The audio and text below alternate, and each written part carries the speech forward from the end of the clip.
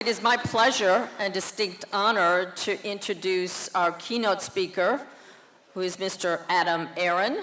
Adam is the president of the Pan Am Historical Foundation, but he also has this side gig, and he is the chairman and president of AMC Entertainment. So please give a warm welcome to Aron.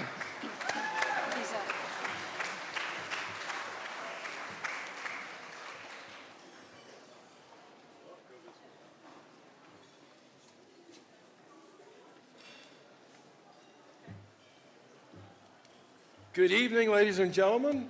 Welcome tonight. Memo to self, never follow a genuine hero. But here I am anyway.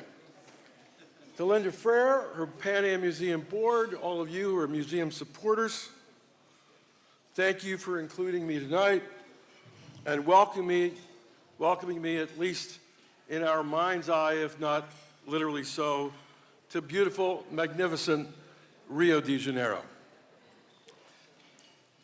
While we're honoring people tonight, everyone in this room represents a cherished piece of Pan Am's magic. But one of us in this room, at the age of 91, flew 1,000 miles to be here with you tonight and is deserving of special praise. He was nothing less than the former president of Pan Am, in one of the many times that Pan Am was in many of its heydays. And I might add personally that he was the man who authorized my being hired by Pan Am almost 45 years ago, namely Dan Calusi. Dan, would you please stand and be recognized?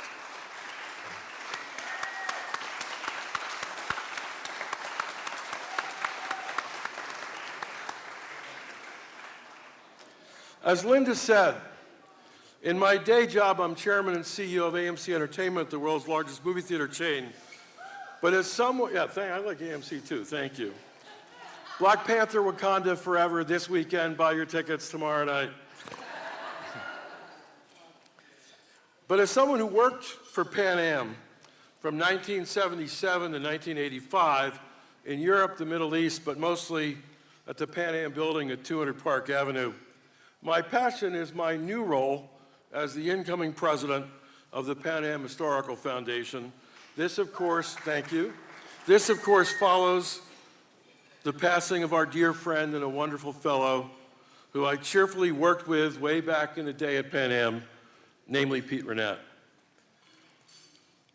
As someone who genuinely cherishes, and I don't pick that word lightly, cherishes all that once was Pan American World Airways, it is the honor of a lifetime to work in partnership with Ed Tripp and the many descendants of Juan Terry Tripp, many of whom are here tonight as the new president of PAHF.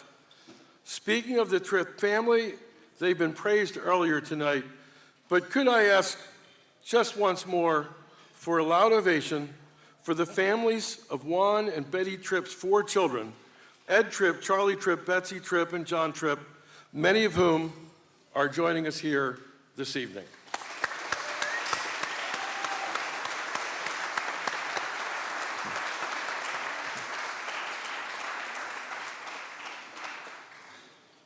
For those of you who are almost as old as I am, you will remember that when Gerald Ford assumed the U.S. presidency in 1974, in his first speech to the nation, he famously and humbly said, "I'm a Ford, not a Lincoln." In that context, I'm an Aron, not a Tripp. But even so, I'll do my absolute best to help keep a positive spotlight on that great airline, Pan Am. Many of you are curious as to our ambitions for the Pan Am Historical Foundation. Our mission at PAHF is clear and simple. We will do whatever is needed to preserve the memory and legacy of the proudest airline ever to fly, Pan American, the system of the flying clippers, America's airline to the world, and the world's most experienced airline. To that end, we also will do what is possible to coalesce the entire Pan Am community of today. Those who knew and loved the airline firsthand, and those, too, who have been drawn to it since. In that context, we eagerly look forward at PAHF to close cooperation with the Pan Am Museum Foundation and other Pan Am loyalists. That Pan Am has devotees almost a full century after its founding is hardly surprising, given its historic achievements in literally creating what is now global aviation. But also, much more than that, in bringing the world much closer together. What was, back then, a large, distant, and isolationist world has gotten smaller over time, and the role that Pan Am played in that from 1927 to 1991 is considerable. There is no other airline, then or now, and I've worked for 4 of them, by the way, that pioneered so magnificently as did Pan Am.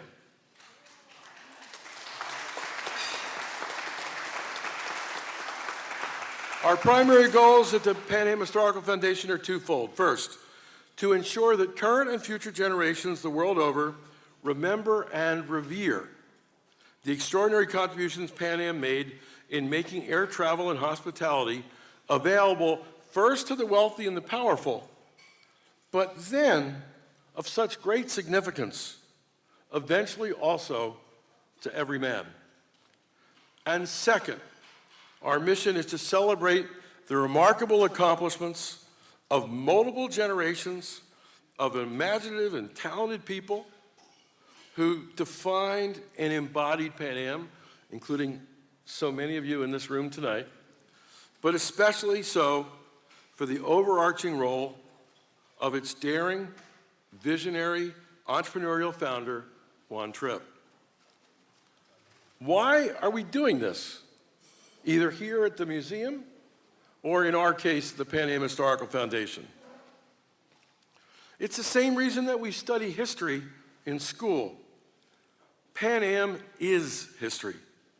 It's a chronicle of the 20th century that changed how we move and changed how we live even now. Give credit where it is due. Pan Am was a driving force in causing the formation of a more interconnected world. But Pan Am is more than just a treasure of the past. The spirit of Pan Am continues on in so many. You're thinking of Pan Am when you marvel at swashbuckling explorers, people who dare to dream the impossible, or who experience just about everything imaginable that life could throw in their way. There is a glory and an adventure and a majesty and some tragedy, too, in the Pan Am story. But what's clear to all of us is that it's a fascinating tale and one that is worthy of the telling. We have high hopes going forward of doing bold and important work at the Pan Am Historical Foundation and in putting our organization on a path to staying strong for decades to come. We can't look to the future, though, without remembering what the Pan Am Historical Foundation has done in the past. In the 31 years since, by the way, 31 years, 31 years since Pan Am ceased flight operations in 1991, the Pan Am Historical Foundation has kept the Pan Am flame shining brightly. And that is due to a lot of people, but in no small measure, to the incomparable dedication of the Historical Foundation's chairman, Edward S. Trippe. Ed.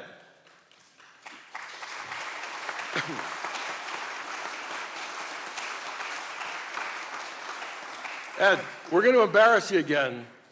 Linda Frere specifically charged me with leading on behalf of both the PAHF and the PAMF in the honoring of you tonight. Many of you know Ed's life story. A product of Yale and the Harvard Business School, Ed in his 20s went off to work for Pan Am in the 1960s in Saigon in the height of the Vietnam War. He found there that his passion included hotels as well as with airplanes. So he quickly left Saigon and joined Pan Am's hotel division, Intercontinental Hotels Corporation, IHC. He immediately went from Saigon to Indonesia and worked tirelessly at a very young age to ensure that a very complicated hotel project got built there.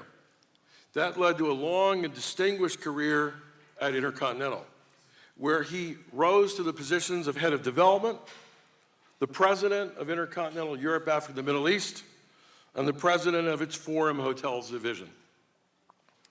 Ed and his wife of 56 years, Bobby. By the way, Ed, how could you marry the woman when she was only 3 years old? But I digress. Ed and Bobby both gave their all to Pan Am and to IHC. And after 1991, when Pan Am stopped flying, to continue putting a halo around the memory of Pan Am through a 3-decade-long commitment to the Pan Am Historical Foundation. Ed is filled with vigor and energy, with warmth and graciousness and charm, and he's passionate that the legacy of Pan American remain on its much-deserved pedestal. Juan Terry Tripp would be so appreciative of Ed's enduring commitment, and undoubtedly, he would be so proud of his son.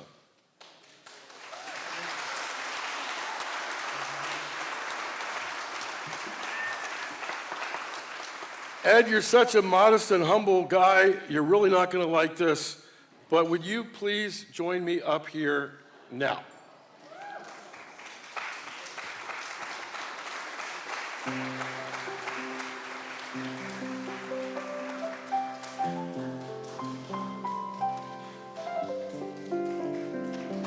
Don't stand yet. Hold the standing. Hold the standing.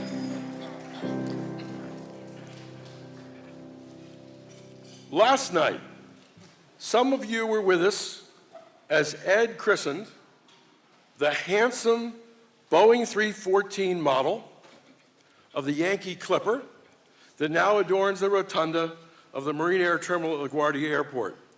But Ed told me a while back that in his personal collection, he doesn't have a B341 model. So, oh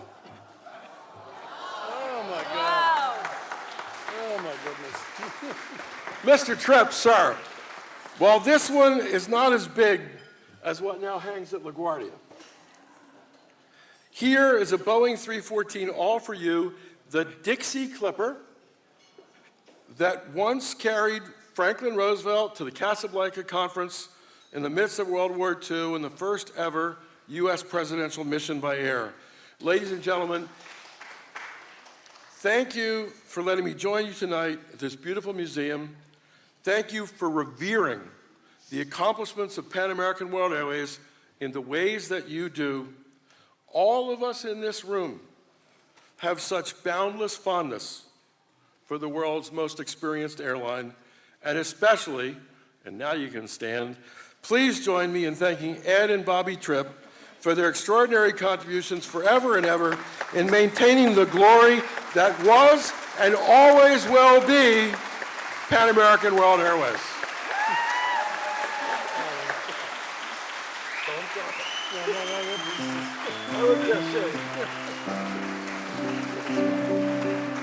Linda, get in these pictures.